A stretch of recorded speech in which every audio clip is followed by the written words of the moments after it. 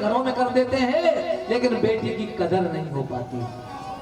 पहले देखो संस्कार वाले घर हो, बेटा सुंदर हो, कोई ऐब ना हो, शरीर में कोई कमी ना हो, संगति अच्छी हो, गुण अच्छे हो, अन्यथा घबराना पड़ जाता, परेशानी बढ़ जाती है। अब मैं नाम नहीं लूंगा एक गांव में, लेकिन मेरे बिल्कुल नजदीकी एक आदमी थे जिनके बेटे की शादी हुई अलीगढ़ शहर से। जमीन जायदाद बहुत थी, लड़का पढ़ रहा था। शादी में बेटी के पिता ने बहुत खर्च कर दिया। बेटी विदा होकर के आ गई। बेटी, मैं एक बार फिर कह दूं, मैं बेटियों का विद्यालय संचालित कर रहा हूं। पढ़ाई लिखाई के साथ एक बार के लिए आर्कमिनीज का सिद्धांत ना है, फटाफट अंग्रेजी ना बोल पाओ, पावेल का नियम ना हो, केमिस्ट्री के सूत्र ना हो, ट्रिग्नोमेट्री के साइंस प्लस थीटा कुछ नहीं आए, लेकिन संस्कार जागृत होने चाहिए। ये हमारा दायित्व बनता है। वो बेटी जब विदा होकर के बहू बनकर के घर में आती है, तो जैसी हमारी परंपरा होती है, बड़ा दान दहेज आया, तो बड़ी बूढ़ी अम्मा, दो चार कोई बुआ आती, कोई मौसी आती, सोने की बहू आ रही है, सब घर अच्छे से साफ करवाओ, फर्श बिछवाओ, फर्श के ऊपर गद्दा बिछवाओ, वहां पे बहुत सुंदर सो कमर डाल दो, चादर बिछा दे।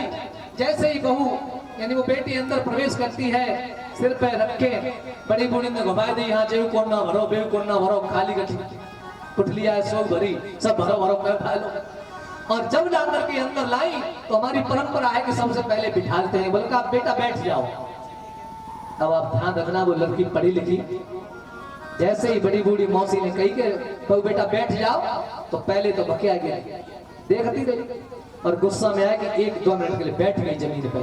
और जमीन पे बैठने के बाद 5 मिनट में पूछा कि वॉशरूम किधर है। वहां गई और जाकर के पापा को फोन मिला दिया, पिताजी पापा तुमने क्या किया, ये ऐसी जगह पे मेरी शादी कर दी, मेरी बिल्कुल कदर नहीं है, कोई मुझे पूछ नहीं रहा, और बताओ आते ही आते मेरी इतनी इज्जत है कि मैं जमीन पे बैठूंगी।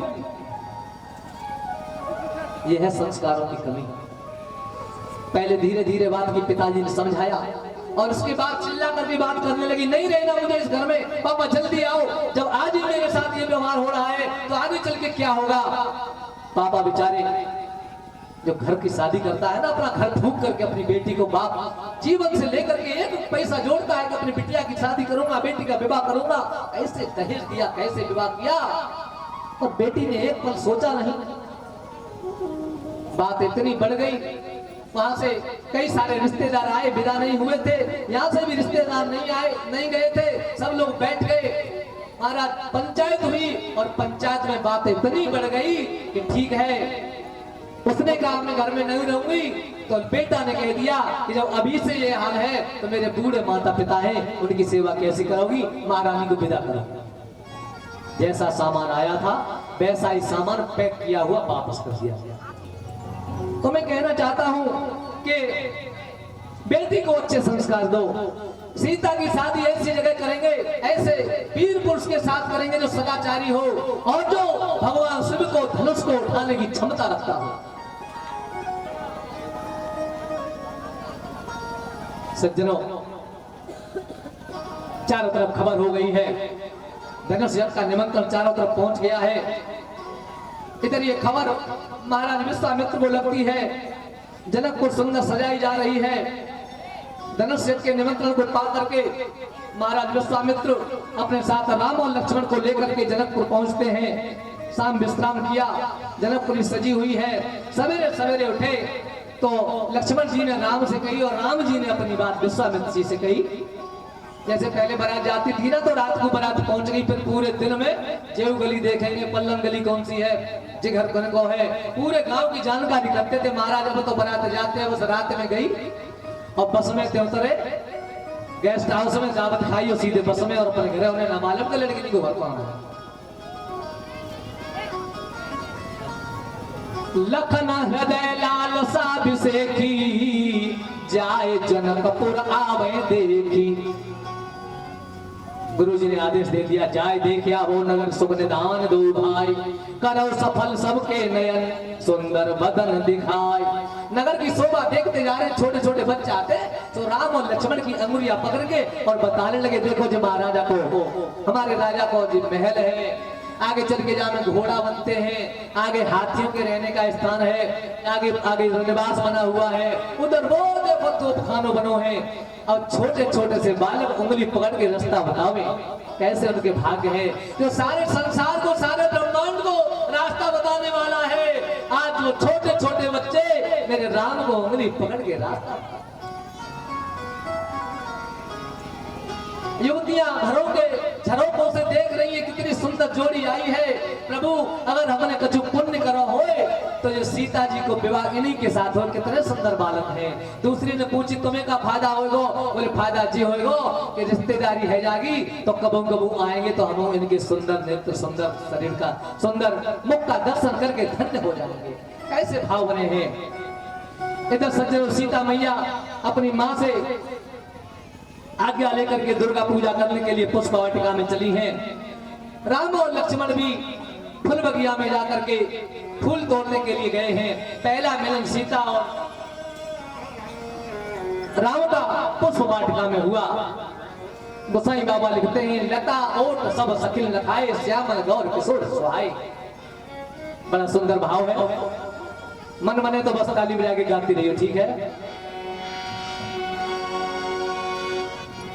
अरे इत दशरथ सुत उत जनक लली, इत दशरथ सुत राम लक्ष्मण और उत जनक लली रे फूल बगिया की शोभा देखन चली, फूल बगिया की शोभा देखन चली, फूल बगिया की शोभा देखन चली।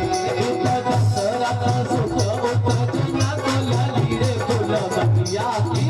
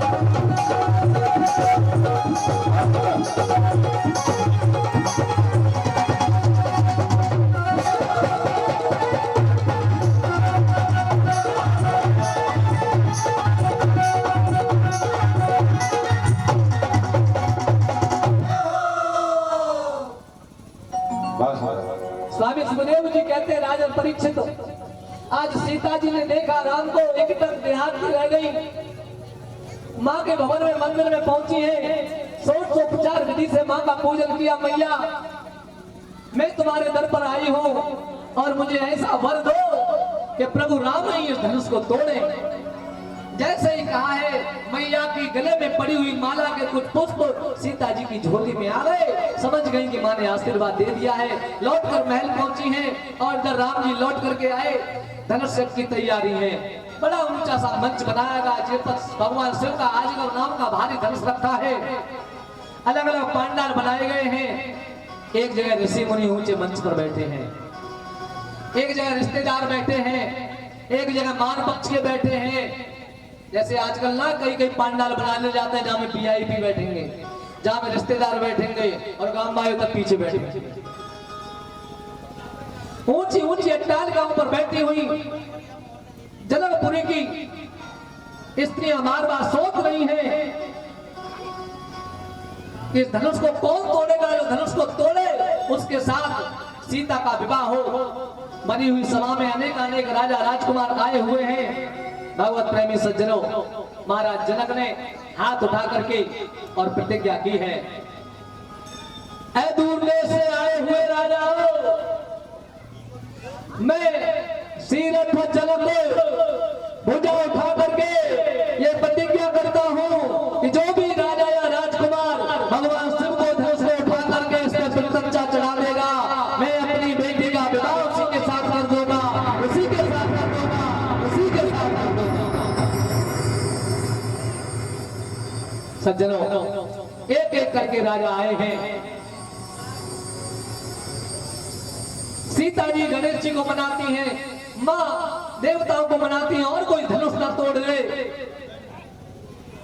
राजाओं का प्रयास हुआ, चौपाई आती है, एक नहीं टूटा, एक पे नहीं टूटा, दो पे नहीं टूटा, चार चार इकट्ठे हुए और भूप सहस 10 एक ही बारा और लगे उठावन करे ना तारा।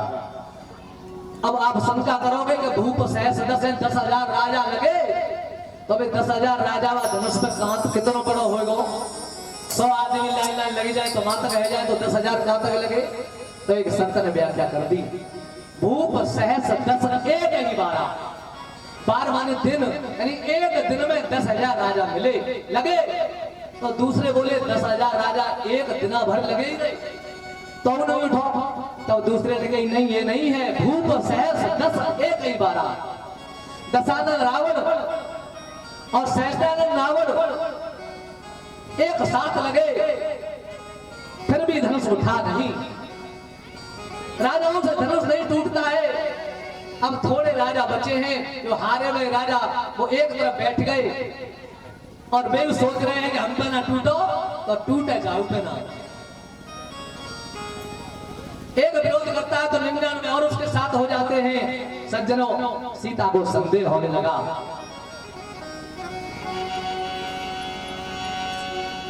सीता मैया ने धरती मैया की ओर देखा, जो सीता मैया की माँ है। असली माँ तो सीता है ना, जो सीता है ना, उनकी असली माँ पृथ्वी है। पृथ्वी की कोख से जन्म लिया, तो सीता मैया के ने हाथ जोड़ के और सीता ने पृथ्वी की वंदना करी, मैया मेरी मदद करियो। सीता जी बोली,